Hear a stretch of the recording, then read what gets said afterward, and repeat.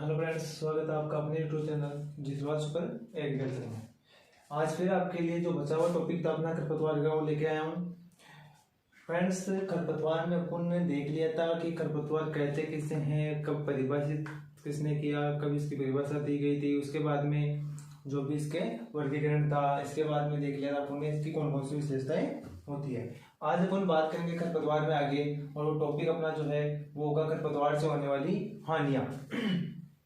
First बात करते हैं खरपतवारों के लिए। फर्स्ट टॉपिक आज का होगा वो होगा अपना हानियों का। खरपतवार से होने वाली प्रमुख हानियां कौन कौन सी होती है। देखो, हानियों की अगर बात करें तो फर्स्ट ही अपन हानि की बात कर लेते हैं, तो अपन कह सकते हैं उपज में कमी। किसमें हानि हो जाएगी? फर्स्ट जो हानि हो जाएगी वो अपनी किसमें हो जाएगी? उपज में हो जाएगी। तो उपज में क्या हानि होती है वो देखते हैं। तो उपज में जो हानि होती है लगभग वो हानि हो जाती है अपनी 30 से लेकर 35% उपज में क्या हो जाती है? हानि हो जाती है। कितनी हो जाती है? 30 से लेकर 35% तक जो उपज होती है उस उपज में अपन को क्या मिलती है? यहाँ से हानि मिलती है। नेक्स्ट अगर अपन बात करें उपज के बाद में, तो इसे अन्य हानि क्या होगी दूसरी? तो मनुष्य पर प्रभाव पड़ेगा। मनुष्य पर प्रभाव, यानी कुल मिलाकर मनुष्य होता है उसके ऊपर क्या होगा? इसका विपरीत प्रभाव होगा, जिसके कारण से क्या होगा? मनुष्य में इसके कारण से कुछ घातक बीमारियां हो जाएगी, कुछ ना कुछ इससे प्रभाव होने लग जाएगा मनुष्य के ऊपर। तो देखते हैं मनुष्य के ऊपर इस पे क्या क्या प्रभाव इसके पड़ते हैं अपने। तो अपन बात करते हैं। देखो यहाँ पर थोड़ा सा एक चीज और ध्यान रखना, अगर आपको दलहन में पूछ रहे जो हानि होती है दलहन में वो 8 से लेकर 80% तक होती है। कितनी होती है? 8 से लेकर 80%। 8 से लेकर 80%, सॉरी 8 या 18 या 20 से लेकर 80% तक हानि होती है। बात करें मनुष्य पर प्रभाव की, तो देखो मनुष्य पर प्रभाव की बात करें तो फर्स्ट बात करते हैं इसमें एक आता है अपना पार्थेनियम, गाजर घास। पार्थेनियम जिसे बोलते हैं गाजर घास। इस गाजर घास के छूने मात्र से मनुष्य में क्या हो जाती है? एलर्जी रोग हो जाता है। कौन सा रोग हो जाता है? एलर्जी रोग हो जाता है। एक आता है देखो सेकंड अपना ब्रुश खरपतवार। कौन सा आता है? ब्रुश खरपतवार आता है। इस ब्रुश खरपतवार के कारण से क्या होता है? अब में अफ्रीकन नींद आती है। क्या आती है भाई? अफ्रीकन नींद आने लग जाती है।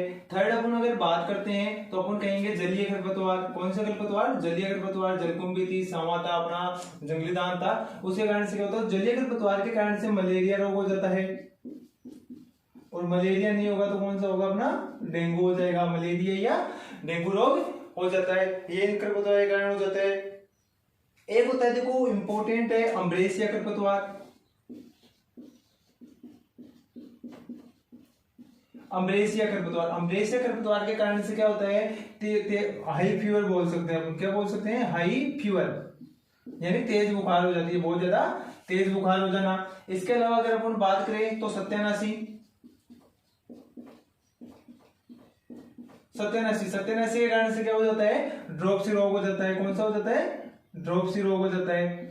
तो ये सारे के सारे प्रभाव किस पे देखने को मिलते हैं अपन को? मनुष्य पे। और किसके कारण से? खरपतवारों के कारण से मनुष्य पर होने वाले विपरीत प्रभाव।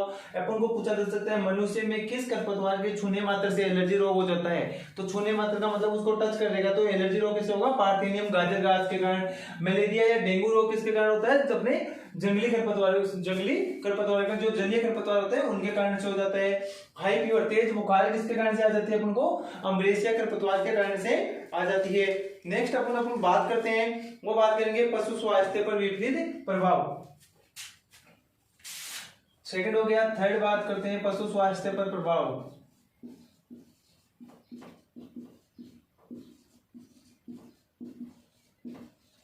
पशु के स्वास्थ्य पर क्या विपरीत प्रभाव होगा? देखो मेनली सबसे इंपॉर्टेंट है इसके अंदर एक अपन को ध्यान रखना है धतूरा। धतूरे को खाने से क्या हो जाता है? जो पशु होता है उसकी क्या हो जाती है? मृत्यु हो जाती है। क्या हो जाती है? पशु की मृत्यु हो जाती है। किसके कारण से? धतूरे को खाने से पशु की मृत्यु हो जाती है। इसके अलावा अपन बात करें अपन तो पशु उत्पाद में 4 नंबर पे अपन बात करेंगे पशु उत्पाद व फसल उत्पाद गुणवत्ता में कमी। यानी कि पशुओं से जो हमें प्राप्त हो उत्पादन प्राप्त होता है और फसलों से जो उत्पादन प्राप्त होता है उसमें क्या आ जाती है, कमी आ जाती है। देखो मेनली अपन बात करें, जैसे अपन बात ले गेहूं में गेहूंसा, गेहूं में गेहूंसा, जब गेहूं के बीज होते हैं उसके साथ में गेहूंसा के बीज मिल जाते हैं तो क्या होता है, जो आटा होता है उस आटे में दुर्गंध आती है। क्या हो जाता है, आटे में दुर्गंध आ जाती है। इसके अलावा देखो एक होती है जंगली लहसुन,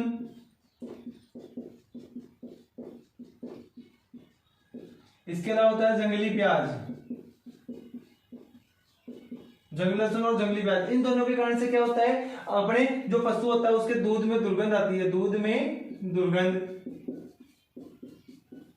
तो ये इंपॉर्टेंट है अपने लिए कि मनुष्य पर क्या प्रभाव पड़ता है, पशु स्वास्थ्य पर या फसल उत्पादन पर क्या प्रभाव पड़ता है, इसके अलावा हानि कितनी होती है। नेक्स्ट अपन बात करेंगे तो तीसरी चौथी पांचवी हानि की। तो ये क्या होते हैं, जो खरपतवार होते हैं वो रोग एवं कीटों को भी क्या देते हैं, शरण देते हैं, रोग एवं कीटों को शरण।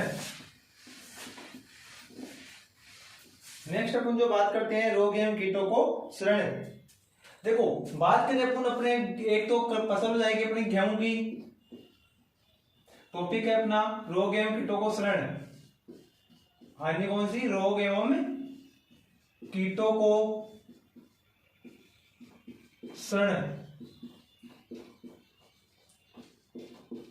आश्रित करना, उनको अपनी ओर बुलाना, उनको अपने पास में रखना, उनको खाना खिलाना।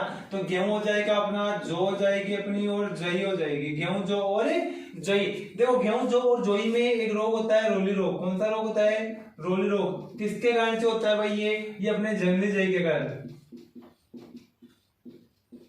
किस खरपतवार के कारण गेहूं में रोली रोग लगती है, जंगली जई के कारण। कौन से कारण, जंगली जई के कारण गेहूं में या जौ में या जई में कौन सा रोग लगता है अपना, जंगली जई के कारण रोली रोग। इसके बाद में देखो बात करें धान में, तो धान में अपने कीट लगता है तना छेदक। कौन सा लगता है, तना छेदक। किसके कारण से लगता है तना छेदक, ये एक अपना खरपतवार होता है जंगली धान। इस जंगली धान के कारण से क्या होता है, धान की फसल में तना छेदक कीट लग जाता है। कौन सा कीट लग जाता है, तना छेदक कीट लग जाता है। इसके बाद में अगर बात करें बाजरे की, तो देखो बाजरे में एक रोग लगता है अरगट। और ये अरगट रोग लगता है, ये किसके कारण से लगता है, अपने अंजन घास। किसके कारण से लगता है, अंजन घास। देखो यहां से सीधा सा ये भी मिल रहा है कि अंजन घास कैसा है, खरीफ का या रबी का खरपतवार है। तो बाजरा खरीफ का, तो वो भी खरीफ का ही हो जाएगा। एक लगता है देखो अनावट कंडवा, अपने गेहूं में, गेहूं में एक रोग लगता है अपना अनावट कंडवा, अनावट कंडवा रोग। ये किसके कारण से लगता है, ये देखो एक तो लगता है जंगली जई। किसके कारण से, अपने जंगली जई के कारण से अनावट कंडवा रोग भी लगता है। इसके अलावा एक अपना आ सकता है कांस।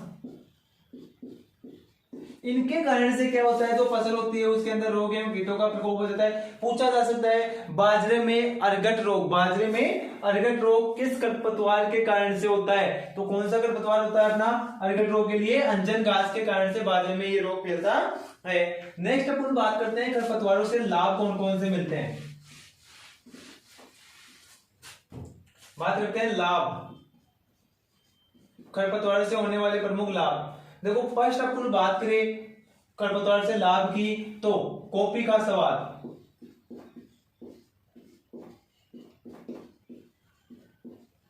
जब कॉफी होती है उस कॉफी का स्वाद बढ़ाने के लिए अपन को क्या करना चाहिए, कासनी के बीज मिलाने चाहिए।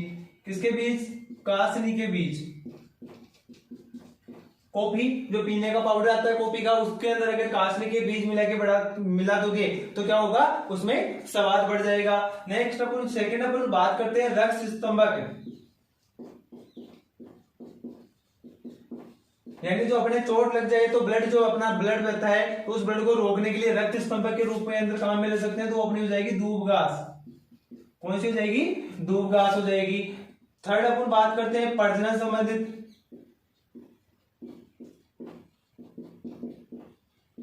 प्रजनन संबंधित रोगों के अंदर कौन सा काम में लेंगे, जो भी प्रजनन संबंधित रोग होते हैं उनके लिए जो अपन काम में लेते हैं वो लेंगे गोखरू। कौन सा काम लेंगे, गोगलू काम में ले लेते हैं इसके लिए अपन। इसके अलावा सजावट के रूप में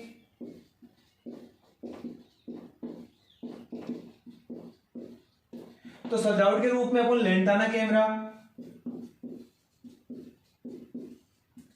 जो लेंटाना कैमरा होता है उसका अपन क्या करते हैं, सजावट के रूप में उसको प्रयोग लेते हैं। इसके अलावा अपन बात कर लें तो अगरबत्ती बनाने में,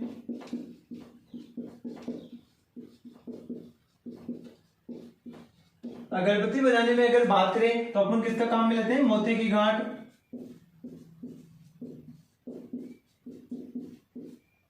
अब क्वेश्चन यहां से पूछ सकता है कि क्या क्या लाभ होते हैं, तो कॉपी का सवाल हो जाएगा अपने, ये सारे के सारे क्या जाएंगे इसके अंदर लाभ मिल जाएंगे कि कॉपी का सवाल बढ़ाने के लिए कासने का बीज मिला लेते हैं, रक्त स्तंभ के लिए धूप घास काम में लेते हैं, प्रजनन संबंधी रोगों से बचाने के लिए गोगलू काम में लेते हैं, सजावट के लिए अपन लेंटाना कैमरा काम में लेते हैं, और अगरबत्ती बनाने के लिए मोती की गांठ का प्रयोग किया जाता है। तो ये अपन को ध्यान रखना है। अभी अगर आपको एक और ध्यान रखना, थोड़ा सा यहाँ पर सांवा भी आ सकता है।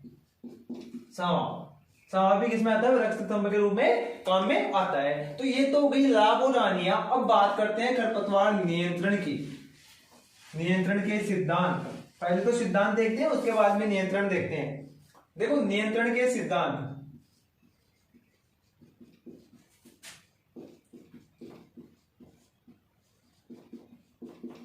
खरपतवार नियंत्रण के सिद्धांत कौन कौन से होते हैं। देखो बात करते हैं नियंत्रण के सिद्धांत। तो एक तो होगा अपना निरोधात्मक,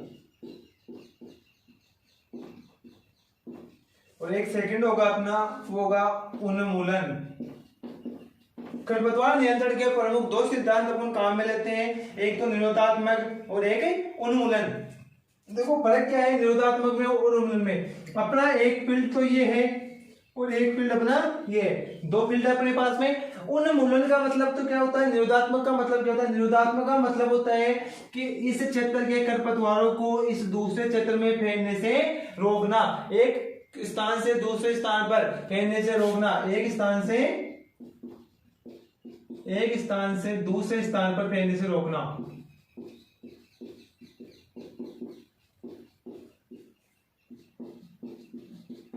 फैलने से रोकना, ये तो क्या है निरोधात्मक उपाय हो जाएंगे, जिसमें अपन सारी क्रियाएं देखेंगे, नियंत्रण देखेंगे, उनमें आ जाएंगे सारे। तो निरोधात्मक उपाय क्या हो जाएगा, एक स्थान से दूसरे स्थान पर फैलने से रोकना। जो अपन भौतिक क्रियाएं करेंगे हाथों से उगाड़ने वाली, वो सारी की सारी आ जाएगी। उन्मूलन का मतलब क्या होता है कि खरपतवार को संपूर्ण या पूर्णतः नष्ट करना, पूर्णतः नष्ट करना। यानी खरपतवार इस खेत में है तो उसे इस खेत में नष्ट ही कर दो, हमेशा के लिए उसका नामो निशान मिटा दो, उसको नष्ट कर दो।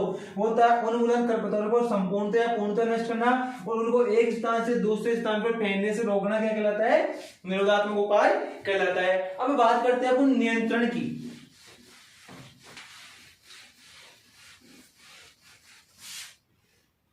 बात करते हैं खरपतवार नियंत्रण। खरपतवार नियंत्रण कैसे करेंगे, देखो खरपतवार नियंत्रण से पहले छोटी सी चीज बता देता हूं, एक 2,4-D के बारे में। 2,4-D, 2,4-D की बात करते हैं अपन। तो 2,4-D क्या है, 2,4-D के बारे में कुछ चीजें देख लेते हैं पहले अपन।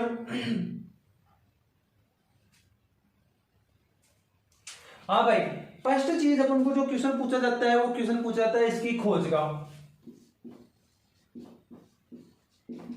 तो 2,4-D की जो खोज थी वो सन 1940, और कुछ बुक्स यहाँ पर 1942 बोलते हैं, तो दोनों अपन को ध्यान में रखना है, 40 और 42 में, 40 में 42 में अगर दोनों ही आपको मिलती है तो अपन को ध्यान रखना सन 1940 में, सन 1940 के अंदर।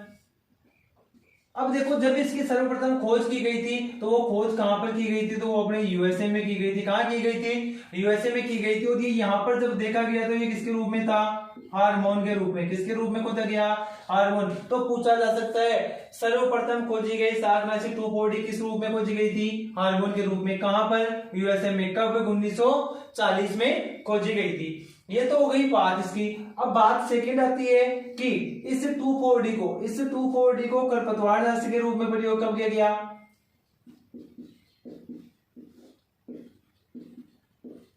सर्वप्रथम खरपतवार नाशी के रूप में 2,4-D का प्रयोग कहां देखा गया, तो खरपतवार नाशी की बात करें तो ये भी यूएसए में देखा गया और सन 1940 1944 में देखा गया था, सन 1944 में देखा गया था। जब 2,4-D होता है, उस 2,4-D की क्या करते हैं, 20 ppm से कम मात्रा काम में लेते हैं, इसकी 20 ppm से कम, तो ये हार्मोन का काम करता है भाई। और जब 20 ppm से ज्यादा काम में ले लेते हैं तो ये किसका काम करने लग जाता है, अपने खरपतवारनाशी, खरपतवारनाशी का काम करने लग जाता है। तो यहां पर ध्यान रखना है कि 40 में खोज हुई, 44 में इसे क्या किया गया, खरपतवारनाशी के रूप में किया गया। अब बात यह आती है कि यहां तक तो यूएसए में था, 3 नंबर पे इसी 2,4-D के लिए बात आती है कि भारत में कब लाया गया। तो सर्वप्रथम 2,4-D को भारत में कब लाया गया था, सन 1944 में लाया गया था। और किस रूप में लाया गया था, तो यह खरपतवारनाशी के रूप में। किस रूप में लाया गया था, खरपतवारनाशी के रूप में इसे लाया गया था। और सर्वप्रथम प्रयोगशाला में प्रयोग किया गया था। किसमें प्रयोग किया गया था, प्रयोगशाला में प्रयोग किया गया था। अगर बात आ जाए कि फील्ड में, खेतों में कब प्रयोग किया गया था, इसको फील्ड में प्रयोग कब किया गया था, वो सन 1948 में किया गया था। 1948 में तो फील्ड में प्रयोग किया गया।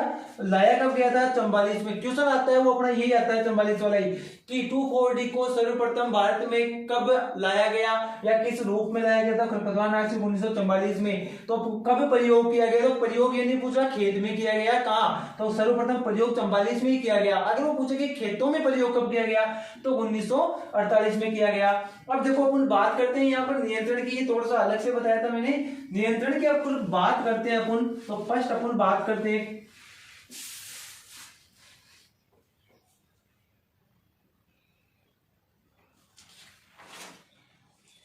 भौतिक। फर्स्ट अपन बात कर लेते हैं भौतिक नियंत्रण, भौतिक कर लेते हैं या फिर यांत्रिक। भौतिक या यांत्रिक नियंत्रण की बात कर लेते हैं। देखो भौतिक या यांत्रिक नियंत्रण, जैसे हाथों से उखाड़ दे, किसी यंत्र की सहायता से उसको उखाड़ दे या तोड़ दे, तो ये सारे के सारे। तो फर्स्ट अपन इसमें बात करेंगे जलाना। जो खरपतवार होंगे उन खरपतवारों को क्या कर देंगे, जला देंगे, और जलाकर क्या कर देंगे, नष्ट कर देंगे।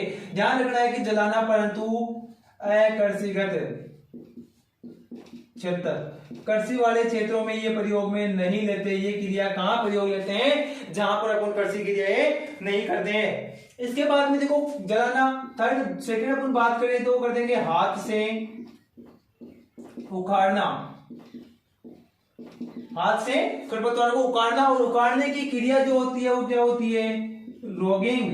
क्या कहलाती है, रोगिंग कहलाती है। हाथ से उखाड़ने की क्रिया क्या कहलाती है, रोगिंग कहलाती है। इसके अलावा अपन तीसरा प्रयोग क्या कर सकते हैं, चेनिंग का प्रयोग। किसका प्रयोग, चेनिंग। चेन आती है अपने, जैसे साइकिल की चेन होती है वैसी चेन होती है। इसको जलीय खरपतवारों में काम लेते हैं, इंपॉर्टेंट है। कहां पर लेते हैं इसको, जलीय खरपतवारों में। जलीय खरपतवारों है तो इसका क्या किया जाता है, चेनिंग का प्रयोग किया जाता है। इसके अलावा मल्चिंग या पलवार कर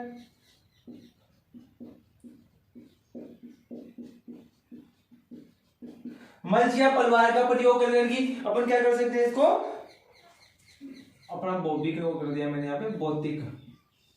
भौतिक या यांत्रिक में फर्स्ट जलाना हो जाएगा, घास से उखाड़ना, चेनिंग, मल्चिंग या पलवार का प्रयोग। अब देखो एक क्या कर सकते हैं, कोई भी मान लो ये खेत है अपना, इस खेत में अगर मैं क्या कर दूं, यहां तक अगर खरपतवार है तो मैं यहां तक अगर जल भर दूंगा तो उनको ऑक्सीजन नहीं मिलेगी, ऑक्सीजन नहीं मिलेगा, इसके साथ में उनके प्रकाश संश्लेषण की क्रिया भी नहीं होगी, तो वो नष्ट हो जाएंगे। तो अपन पांचवा प्रयोग जो कर सकते हैं वो कह सकते हैं जल भराव। क्या कर सकते हैं, जल भराव कर सकते हैं वहां पर। छठा अपन क्या कर सकते हैं, भू परिष्करण।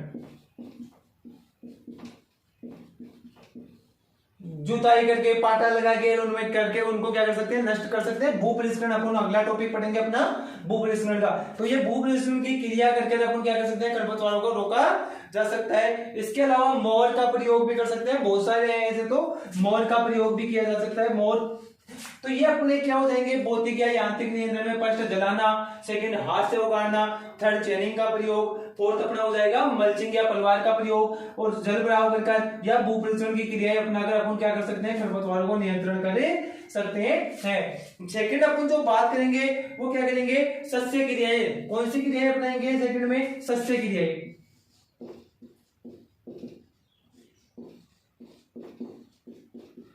सस्य क्रियाएं, कौन कौन सी सस्य क्रियाएं अपनाकर अपन खरपतवारों को क्या कर सकते हैं, नष्ट कर सकते हैं। देखो फर्स्ट तो अपन क्या कर देंगे, बीज दर, सीड रेट। बीज दर क्या कर देते हैं, बढ़ा देंगे। यहां पर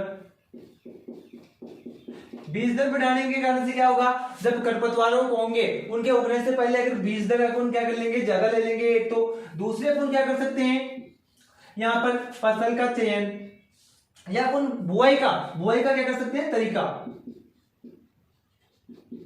बुआई अपन किस तरीके से करें, कैसे अपन को बुआई करनी है, कैसे अपन को बुआई करनी है। तो बुआई की विधि अलग अलग हो जाएगी, जैसे अपन को ढलान में करनी है या अपन जैसे बुआई की विधि काम में लेते हैं, क्यारी विधि से काम लेते हैं, हेरोइन से लेते हैं, अलग अलग विधियां काम में लेते हैं, कौन सी विधि से करें। तो बुआई की विधि या फिर क्या कर दे, बुआई का समय अपन क्या कर देंगे, जैसे मान लो अक्टूबर नवंबर में बुआई करते हैं तो खरपतवार अत्यधिक उगते हैं, तो अपन क्या कर देंगे, जो बुआई करते हैं वो नवंबर या दिसंबर में कर देंगे, उस समय में कर लेंगे। तो इसके लिए अपन को कम समय में पकने वाली किस्मों का चयन करना चाहिए। तो ये अपन सस्य की भी इसमें अपना सकते हैं। यह निस्तेज क्यारी विधि भी ये इंपॉर्टेंट है भाई, एक अपना निस्तेज क्यारी विधि, खेत में जल देकर। निस्तेज क्यारी विधि इंपॉर्टेंट है सस्य क्रियाओं के अंदर। इसमें क्या करते हैं, खेतों में पानी देते हैं, बराबर पानी देते हैं, जिसके कारण से क्या होता है, खरपतवारों का नियंत्रण अपन कर सकते हैं, पानी बराबर रख सकते हैं। अब अगर बात करें भौतिक नियंत्रण की या सस्य क्रियाएं कौन कौन से कर सकते हैं खरपतवार नियंत्रण के, इसके बाद में नेक्स्ट अपन जो बात करते हैं वो करते हैं जैविक नियंत्रण की।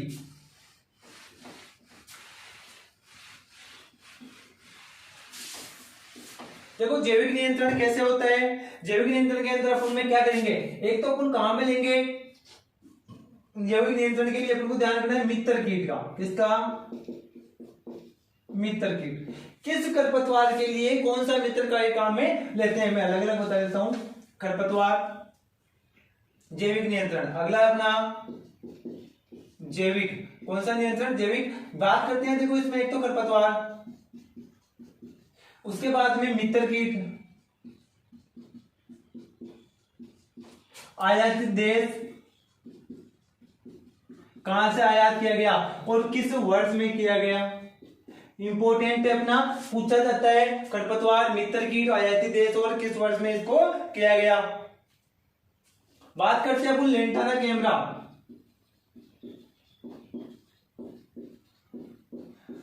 लेंटाना कैमरा के लिए जो मित्र कीट काम में लेते हैं वो लेते हैं ग्रोसोडोसिमा, ग्रोसोडोसिमा, लेंटाना, क्रोसोडोसिमा, लेंटाना कीट, इसके लिए क्या काम लेते हैं। इसके बाद में नेक्स्ट अपन बात में करते हैं जलनाग बनी,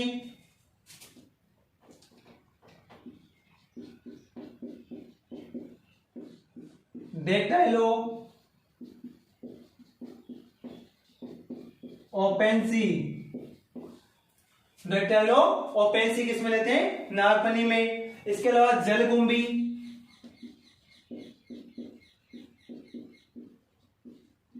जलकुंभी, नियोक्टिना, ब्रूची,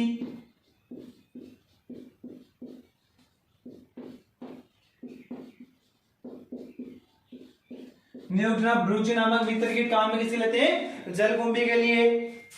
एक होती है अपनी गाजर घास, गाजर घास के लिए जाइगोग्रामा,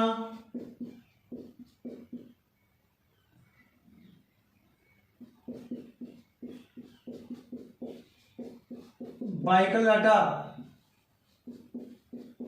जाइगोग्रामा बाइक्लता। तो ये तो अपने जो खरपतवार है कि कौन से खरपतवार है और इनके लिए जो मित्र कीट काम में लेते हैं। जैसे पूछ रहे नागफनी के लिए कौन सा मित्र कीट काम में लेंगे, डेक्टाइलोपेंसी नामक मित्र कीट इसके लिए काम में लिया जाता है। अब बात करें तो इसका मेक्सिको आयाती देश क्या होगा, इसका क्या हो जाएगा श्रीलंका।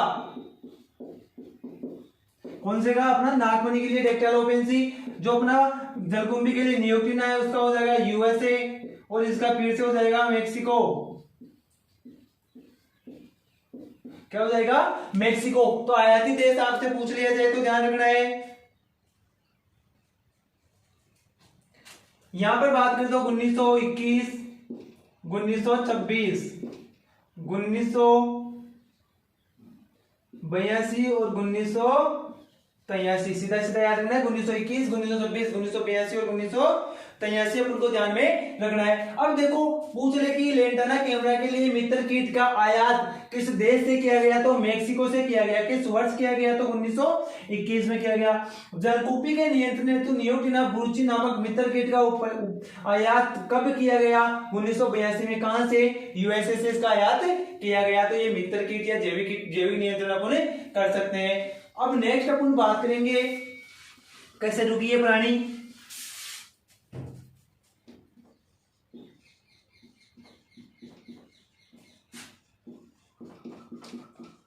कशेरुकीय प्राणियों का प्रयोग करके अपन क्या कर सकते हैं, अपने इसको रोका जा सकता है खरपतवार जन। जैसे अपन बात करें एक देखो हंस, इसके बाद हम बात करें बतख, कार्प मछली,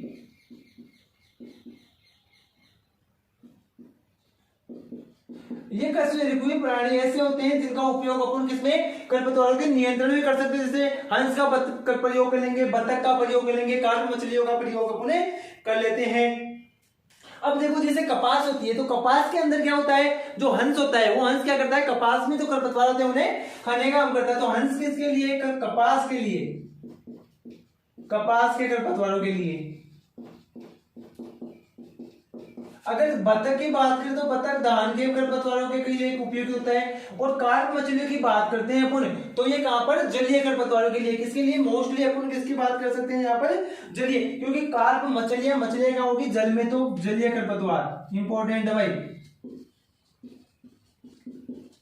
जलीय खरपतवारों के लिए उपयोग में कर सकते हैं। तो अपन ने देखो खरपतवार नियंत्रण के लिए अपन ने फर्स्ट नियंत्रण में देखा भौतिक या यांत्रिक, उसके बाद में अपन ने देख लिया कौन सा अपना जैविक भी देख लिया, इसके बाद में अपन ने कशेरुकीय प्राणियों का प्रयोग भी देख लिया। तो कौन कौन सारे के सारे अपन ने देख लिए। अब अपन बात करते हैं रासायनिक प्रयोग। किसका पढ़ते हैं, रासायनिक प्रयोग। नियंत्रण में अपन बात करते हैं रसायनों का।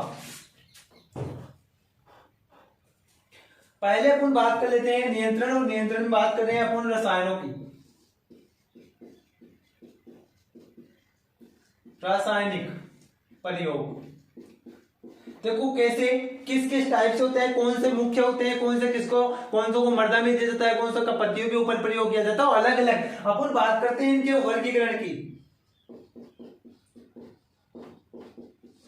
बात करते हैं देखो वर्गीकरण के अंदर फर्स्ट अपन बात कर लेते हैं सापेक्ष। किसकी बात कर लेते हैं, सापेक्ष खरपतवार, सॉरी अपन किसकी बात कर लेते हैं पहले, सापेक्ष तो खरपतवार होते हैं, सॉरी वर्णनात्मक। एक होता है अपना वर्णनात्मक, एक होता है अवर्णनात्मक। तो फर्स्ट बात कर लेते हैं वर्णनात्मक।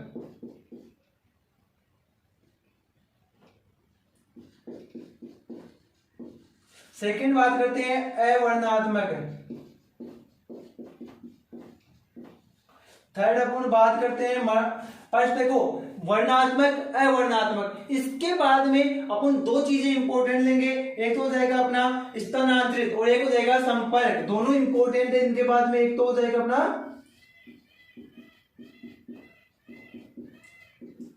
स्थानांतरित और एक हो जाएगा अपना फोर्थ हो जाएगा संपर्क। संपर्क साधनासी और स्थानांतरित। पांचवी की अपन बात करें तो हो जाएगा पत्तर सक्रिय। छठवें की अपन बात करें तो मर्दा सक्रिय।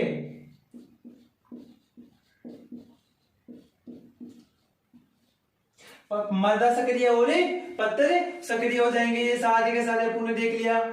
एक हो जाएगा देखो मर्दा में जो जीवाणु होते हैं तो मर्दा जीवाणुनाशक, बाद में देख लेते हैं उधर। फर्स्ट अपन बात करते हैं वर्णात्मक की, तो वर्ण विशेष के खरपतवार को मारता है, यानी कि अपने यहाँ पर कोई खरपतवार है जैसे गेहूंसा है, जई है, इसके अलावा बथुआ है, खरबथुआ है, तो इनमें से किसी एक विशेष खरपतवार को जो नष्ट करता है वो क्या कहलाता है, वर्णात्मक, यानी वर्ण विशेष खरपतवार को नष्ट करने वाली शाकनाशी। कौन से को, वर्ण विशेष। अब देखो वर्ण विशेष की बात करते हैं तो अपन पोस्ट इंपोर्टेंट अपना 2,4-D पढ़ते हैं। 2,4-D का उपयोग अपन गेहूंसा के लिए फिक्स है, गेहूंसा के लिए करते हैं। तो वर्णात्मक शाकनाशियां, सॉरी मैंने अवर्णात्मक लिख दिया इसको, वर्णात्मक में वर्णात्मक कौन से होंगे, तो किसी वर्ण विशेष खरपतवार को मारते हैं। जैसे वर्णात्मक में अपन बात करें तो अपना 2,4-D, 2,4-5T, आइसोप्रोट्रोन,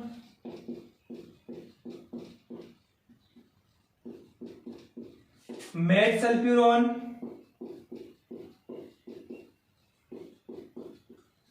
सल्फोसल्फ्यूरोन,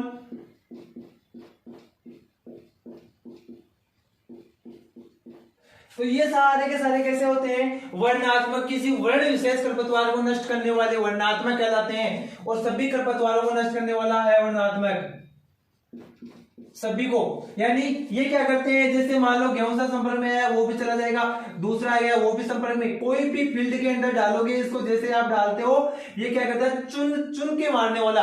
यानी कि मान लो एक क्लास है उसमें 10 स्टूडेंट है, उनमें से अगर किसी एक ने भी गलती की और 10 के 10 को जूत लगे, यानी चुन चुन के मारने वाला तो होता है अवर्णात्मक, कोई भी सामने आओ उसी को लपेटे में ले लेगा। और वर्णात्मक होता है कि फिक्स किसी एक को ढूंढकर उसी का इलाज बनाना, किसी एक के लिए फिक्स एक का इलाज बनाएंगे तो वर्णात्मक काम मिलेंगे, और आएंगे जैसे लपेटे में लेना है, सभी को लपेटे में लेना है तो वर्णात्मक काम में लेना है। तो अपन बात करते हैं कौन कौन से होती है वर्णात्मक शाकनाशियां। तो देखो एक तो होती है डाइक्वार्ड,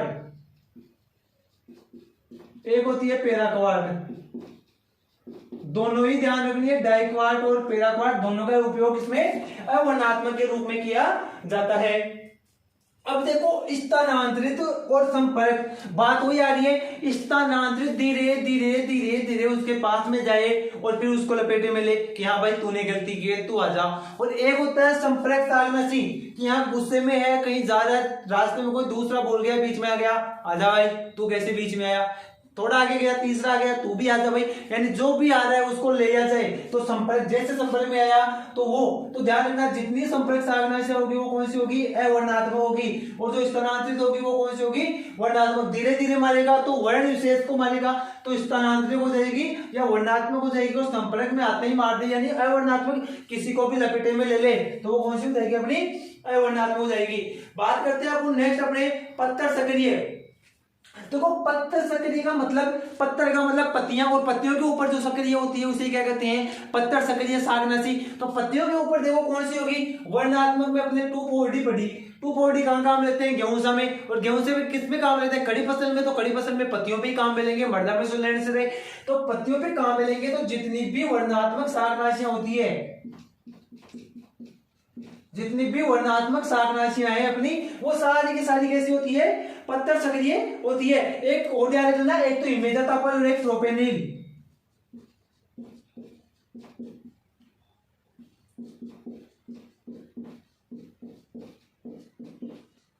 इमेजाथापर और प्रोपेनिल साथ में ध्यान रख लेना। और पत्थर सक्रिय की बात करें अपन तो वर्णात्मक, ये सारी की सारी वर्णात्मक शाकनाशियां कैसी होगी, पत्थर सक्रिय, पत्तियों के ऊपर क्या होती है, सक्रिय होती है, तो वर्णात्मक हो जाएगी। नेक्स्ट अपन बात करते हैं मर्दा, और मर्दा के अंदर सक्रिय कौन कौन सी है, तो मर्दा सक्रिय की बात करते हैं अपन।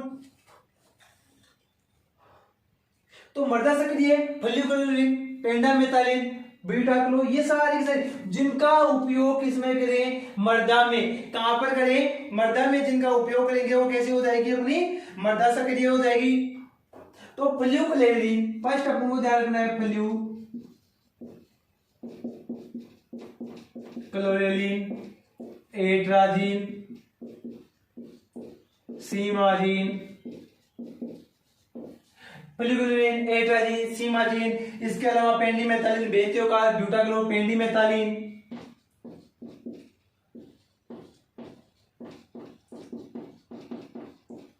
बेंथियोकार्ब,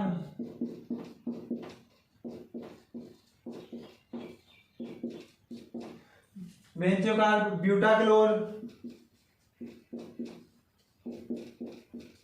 ईटीपीसी, ये सारी की सारी कैसी हो जाएगी, मृदा सक्रिय हो जाएगी। कैसी हो जाएगी अपने, मृदा सक्रिय हो जाती है। और पत्थर सक्रिय अपन ने देख ली। इसके बाद में अपन नेक्स्ट बात करते हैं, वो बात कर लेते हैं आगे अपन मृदा दुमक, यही देख लेते हैं एक बार।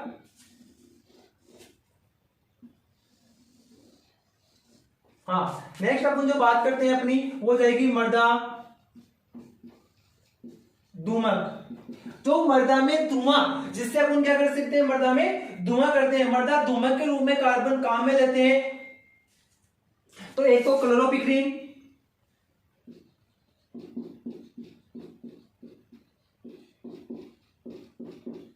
मिथाइल ब्रोमाइड,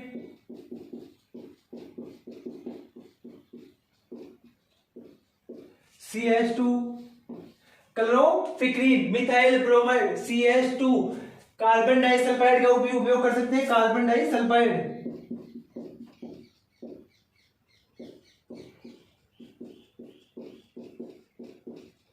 इनका उपयोग मृदा धूमक, धुआं के रूप में, मृदा में खरपतवार नियंत्रण के लिए धूमक के रूप में किसका प्रयोग कर सकते हैं पुणे, तो मृदा धूमक का उपयोग करेंगे। तो मृदा धूमक में क्लोरोपिक्रीन ले लेंगे, मिथाइल ब्रोमाइड लेंगे, CH2 ले लेंगे, कार्बन डाइसल्फाइड काम में ले लेते हैं। और अगर पूछ लिया जाए मृदा जीवाणु, यहां पर मृदा जीवाणु की बात करें,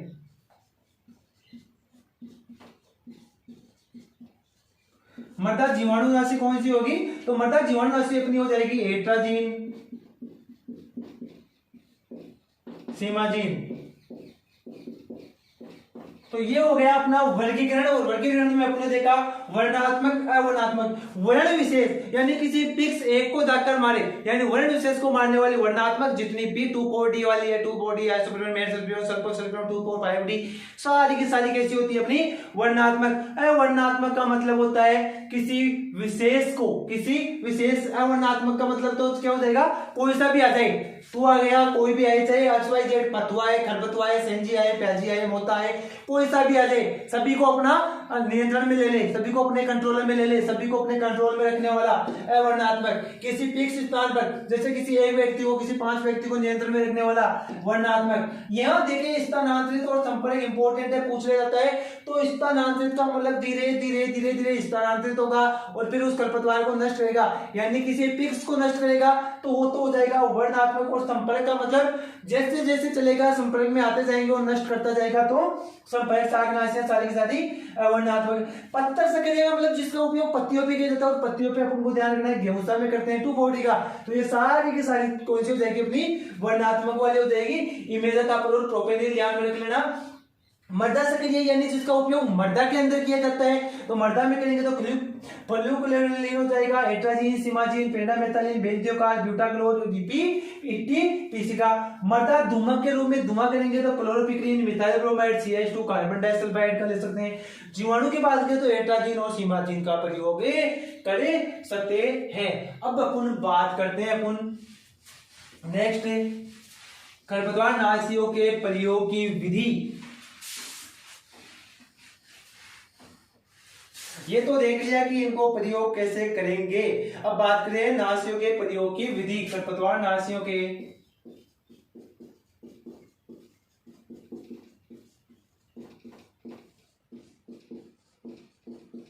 प्रयोग की विधि, देखो प्रयोग की विधि फर्स्ट अपन बात करें कैसे कैसे करते हैं। तो देखो एक तो देते हैं इसमें प्री इमरजेंसी,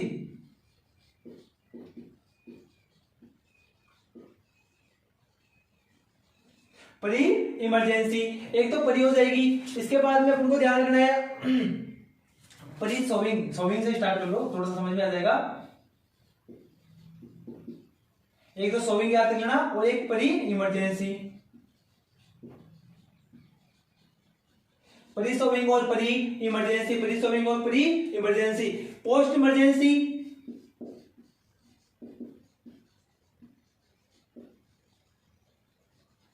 और एक हो जाएगा अर्ली पोस्ट इमरजेंसी।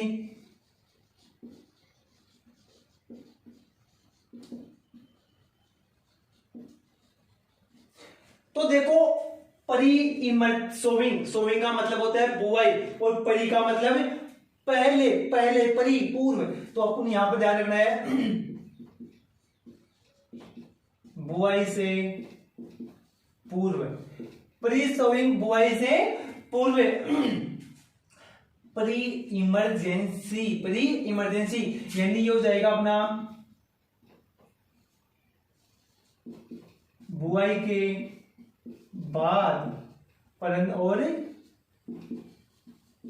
अंकुरण से पूर्व, यानी बुआई तो कर दे परंतु अंकुरण नहीं होना चाहिए, बुआई करने के बाद और अंकुरण से पहले काम में लेना है। पोस्ट इमरजेंसी, इमरजेंसी का मतलब हो जाएगा ये अपना अंकुरण के बाद। और ये हो गया early post emergency, early post emergency हो जाएगा। तो ये हो जाएगा अर्ली का मतलब शीघ्र, और पोस्ट इमरजेंसी का मतलब अंकुरण, तो शीघ्र अंकुरण के बाद।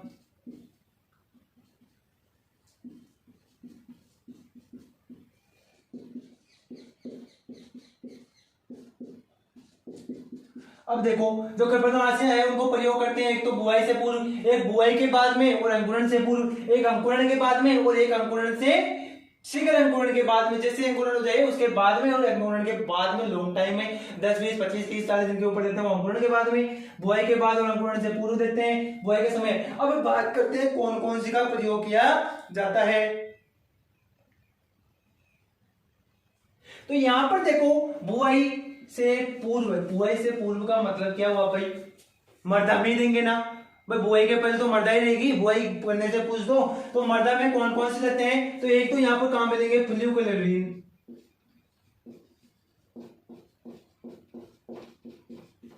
फ्लूक्लोरिन, बेंथियोकार्ब,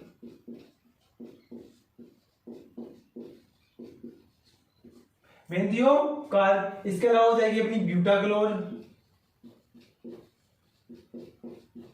ब्यूटाक्लोर, एक और भी बहुत सारी है इसमें, सारे के सारे काम में रहते हैं। ट्राइफ्लूक्लोरिन भी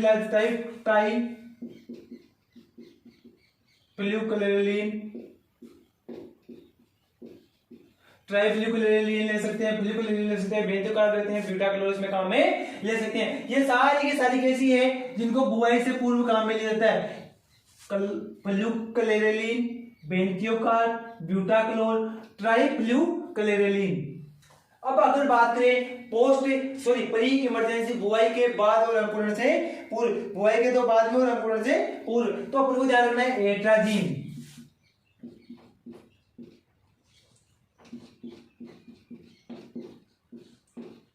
सीमाजीन,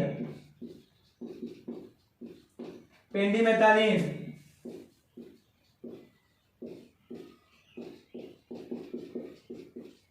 पेंडिमेथालिन, इनका उपयोग कर सकते हैं। पोस्ट इमरजेंसी की बात करते हैं, किसकी बात करते हैं अपन, अंकुरण के बाद में पोस्ट इमरजेंसी। तो देखो पोस्ट अंकुरण होगा, अंकुरण का मतलब पत्तियां आ गई, क्या क्या आ जाएगी भाई, पत्तियां। तो सारी की सारी अपनी वही